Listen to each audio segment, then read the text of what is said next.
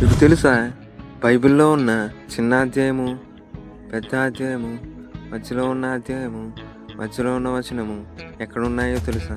మొదటిగా చిన్న అధ్యాయము, కీర్తన గ్రంథము 117వ అధ్యాయము. ఇది 2 వచనాలు కలిగి బైబిల్లోనే అతి చిన్న అధ్యాయముగా ఉంది. అలాగే బైబిల్లో ఉన్న పెద్ద అధ్యాయము, కీర్తనలు 117వ అధ్యాయము. ఇది 176 వచనాలు కలిగి బైబిల్లోనే అతిపెద్ద అధ్యాయముగా ఉంది. ఇక మధ్యలో ఉన్న అధ్యాయము 118వ కీర్తనలు. ఇది 29 వచనాలు కలిగి బైబిల్లోనే మధ్యలో ఉన్న అధ్యాయముగా ఉంది. మరియు బైబిల్లో ఉన్న మధ్య వచనము, కీర్తనలు 118వ అధ్యాయము 8వ వచనము.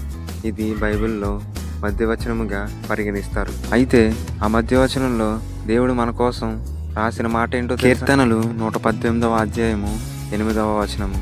మనుషుల నమ్ముట కంటే యెహోవాను ఆశ్రయించుట మేలు. మరి మనము ఎవరిని నమ్ముతున్నాము? దేవుడినా లేక మనుషులనా?